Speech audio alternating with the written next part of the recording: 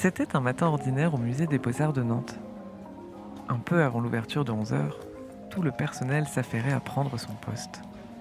Aucun n'imaginait que pendant la nuit, des faussaires s'étaient introduits dans le musée pour échanger une œuvre de la collection permanente. Ils n'avaient laissé aucune trace de l'échange. C'était leur métier de faussaires de brouiller les pistes, de faire passer pour vrai ce qui était faux. Stanislas avait une longue carrière dans le marché de l'art.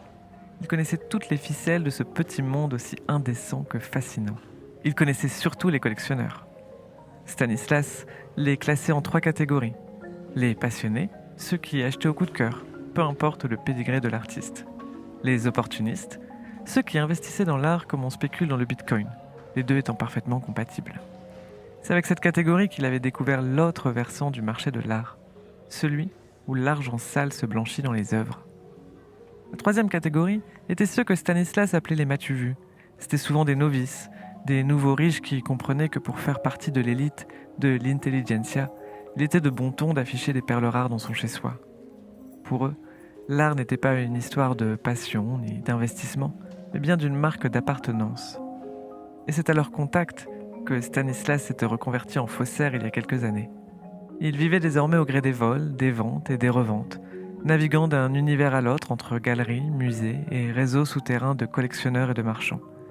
D'ailleurs, cet après-midi-là, il attendait avec impatience l'arrivée d'un complice de la grande famille des marchands véreux.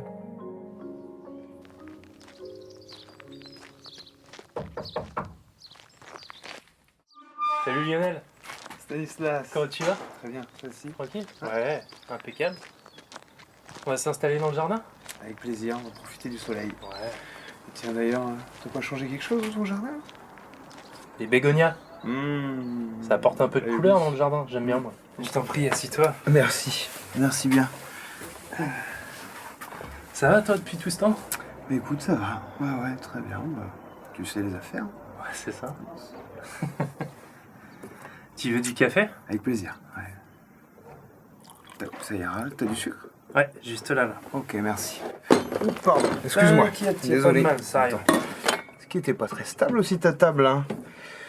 Mais pas banal non plus, hein. Avec ses pieds en forme de pattes d'oiseau, là. Très joli. Et ça serait pas du bronze, ça? Avec ces traces de pas, là. Très joli, c'est pas du Ikea. Justement, c'est d'elle dont je voulais te parler. Ok. Je l'ai fait sortir du musée des Beaux-Arts de Nantes il y a un mois environ. Oh là là là. Tu sais, j'aime pas trop ça, moi, les affaires du musée.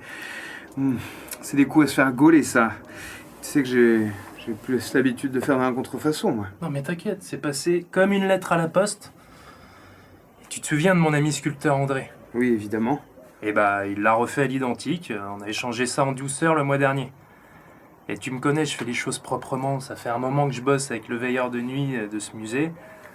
Il n'y a aucun risque, tu peux me faire confiance. En plus, il est criblé de dettes, il a besoin de mon argent. Il peut pas nous balancer, c'est Ok. impossible. Ok, mais pourquoi moi? Hein?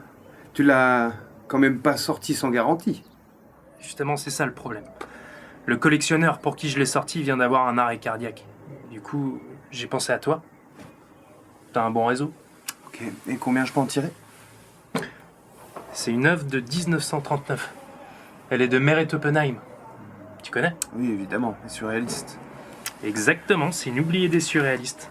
Pourtant, c'en était un pilier et c'est ça qui m'intéresse. En ce moment, tous les musées cherchent à mettre en avant les femmes dans leur collection ou à acquérir des œuvres de femmes restées dans l'ombre. Et Meret Oppenheim en fait partie. Sa cote va forcément monter. C'est vrai qu'on se souvient plus de Dali, Picabia et Ernst et toute la clique. Ouais, je vois bien. Tu veux encore du café? Allez, juste un petit peu, s'il te plaît.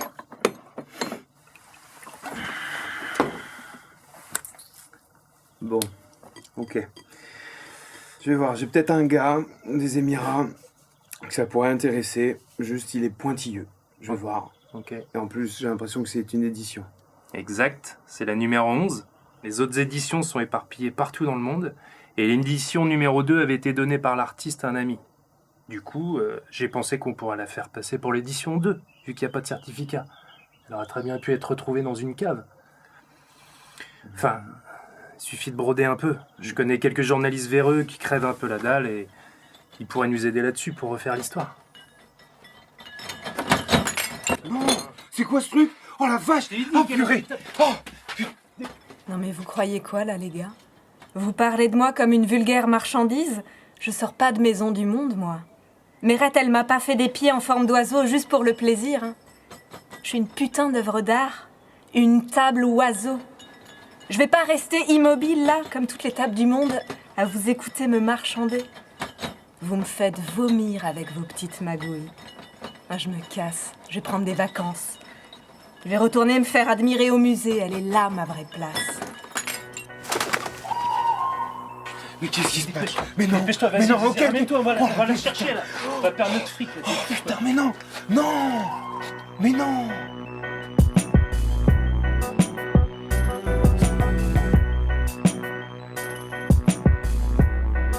C'est un crachat sincère dans vos gueules de faussaires.